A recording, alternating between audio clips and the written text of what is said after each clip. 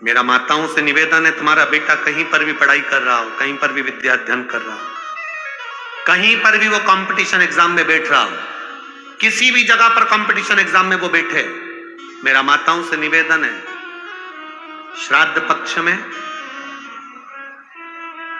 3 सफेद फूल, 3 चावल के दाने, 3 सफेद फूल, 3 चावल के दाने एक कटोरी में अपने दरवाजे के नजदीक में अंदर की ओर उसको रखो।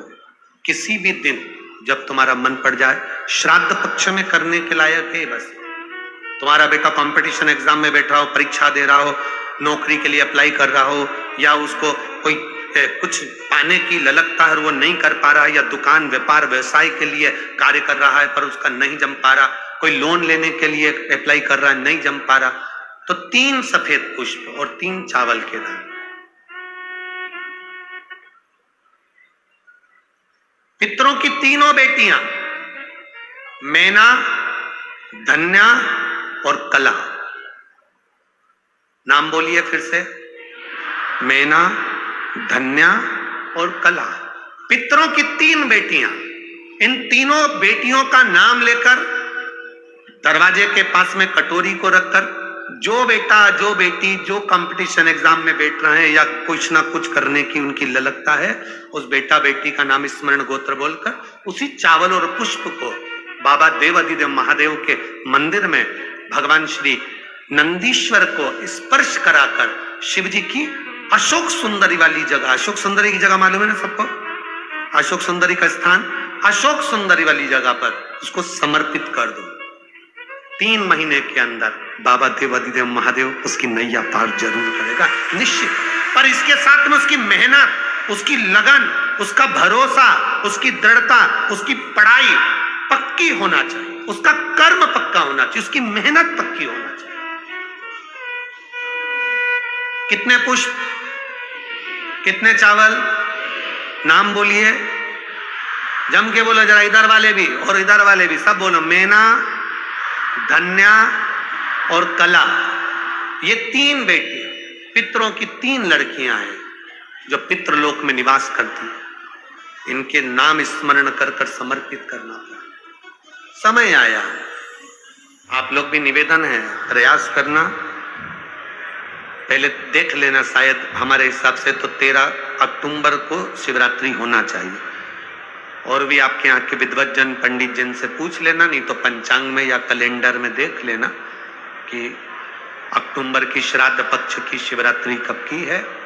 जितने लोग आस्था चैनल पर सुन रहे हैं, जितने लोग फेसबुक यूट्यूब पर सुन रहे हैं, जितने लोग इस कथा पंडाल में जो दिल लगाकर और ध्यान लगाकर सुन रहे हैं, आप लोगों से निवेदन, प्रयास करना, एक सफेद पुष्प, एक श्वेत पुष्प,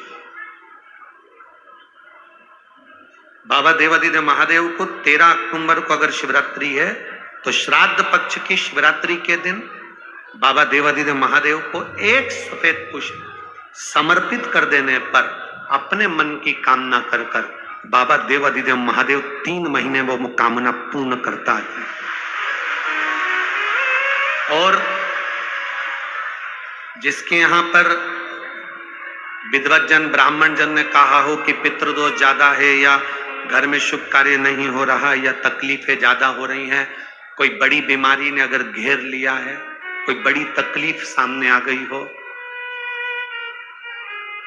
तो उनको भी निवेदन करूंगा कि प्रयास करना कि एक सफेद पुष्प अपने हाथ से बाबा देवाधिदेव महादेव को समर्पित करना। उसके बाद तुम्हें जो बड़ी बीमारी है उसकी जब शिवरात्रि पर आप समर्पित कर दो, 1 महीना पूर्ण हो जाए, अगले महीने की शिवरात्रि आए, श्राद्ध पक्ष की शिवरात्रि जाएगी अक्टूबर की, फिर अगले महीने की जब शिवरात्रि आए तो उसके पहले आपकी जो बीमारी है उसकी एक बार जांच कराना, बाबा देवाधिदेव महादेव उस बीमारी को समाप्त जरूर करें। श्वेत पुष्प,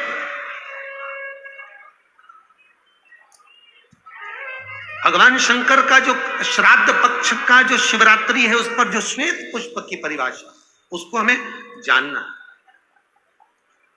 उस परिभाषा।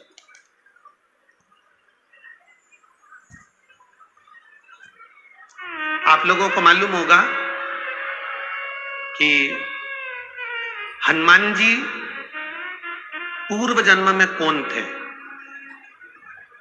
बोलो रे कोटा वाला। हनुमान जी का जो अवतार हुआ राम अवतार के समय पर, त्रेता में जो मेरे राम जी का जो सुंदर अवतार हुआ, तो राम जी के साथ में जो हनुमान जी प्रकट हुए, ये हनुमान जी को पूर्व जन्म में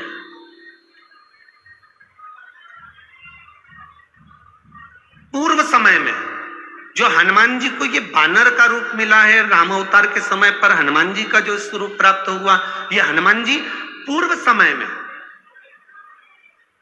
किस रूप के अंतर्गत हनुमान जी को ये रूप दिया गया? ये किसका अवतार है? ये किसका स्वरूप है?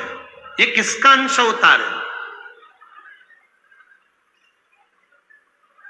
कई लोग कह देते हैं ये शंकर भगवान के अंश स्वरूप हैं, शंकर सुवन केसरी नंदन।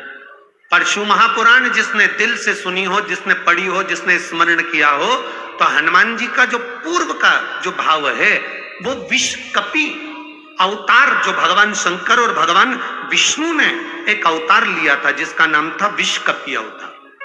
कौन सा अवतार है? विषकपी अवतार, जिसको लोग वृषकपी अवतार भी कहते हैं। कोई उसको विषकपी कहता है, कोई उसको वृषकपी अवतार कहता है। जब भगवान शिव जी ने और भगवान नारायण ने दोनों ने मिलकर इस सुंदर रूप को धारण करा था, कपी का मुख धारण करा था और एक असुर का संहार किया, जिसको वृषकपी भी कहा गया, जिसको विषकपी भी कहा गया। उस वृषकपी अवतार का रूप श्री हनुमंत लाल जी को त्रेता में प्रदान किया है। श्री हनुमंत लाल, उसका चरित्र भी आगे आएगा कथा में, अपन उसको सुनेंगे कि श्राद्ध पक्ष में वृषकपी अवतार का महत्व क्या है, विषकपी अवतार की महत्वता क्या है। देव पितर शिव महापुराण में अगर 16 दिन श्राद्ध के होते हैं और 16 दिन श्राद्ध में से कोई भी एक दिन श्राद्ध का, जो तुम्हारी मर्जी पड़ जाए, जिस दिन तुम घर में फ्री हो, जिस दिन तुम्हारी मर्जी पड़ जाए, जिस दिन तुम्हारा मन कर जाए, उस दिन वृषकपी विषकपी नाम लेकर एक रोटी में थोड़ी सी शक्कर या गुड़, थोड़ा सा चावल, थोड़ा सा अगर चावल नहीं हो तो खीर बन जाए तो ज्यादा अच्छी है, और रोटी के अंदर रखकर वृषकपी या विषकपी, भगवान शंकर का एक अवतार है नारायण के साथ में। भगवान शिव और भगवान शंकर का और नारायण का एक अवतार मिलकर हुआ था। भगवान शिव और नारायण का मिलन से 3 अवतार हुए थे,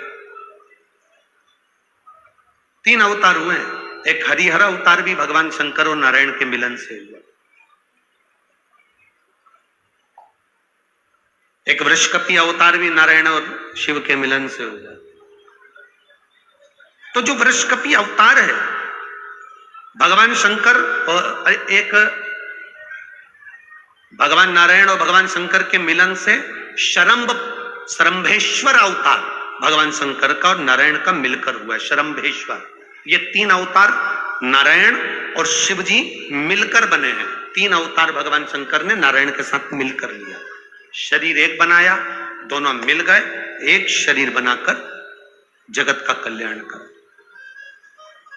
रोटी हो तो रोटी, पूड़ी हो तो पूड़ी, पराठा हो तो पराठा, जो तुम बनाए हो उसमें थोड़ा सा मात्रा दूध चावल की या खीर की, थोड़ी सी मात्रा गुड़ की, और वृषकपी या विषकपी अवतार का नाम लेकर अपने दरवाजे के बाहर खड़े होकर जो गौ माता को श्राद्ध पक्ष में किसी भी दिन ये भोजन वृषकपी का नाम लेकर दे देते हैं, उसके घर में कभी संपदा की कमी नहीं आती, धन की कमी नहीं आती। श्राद्ध पक्ष का ये स्वरूप है विष्कपी अवतार। एक बार सब बोलेंगे, बोले विष्कपी भगवान की।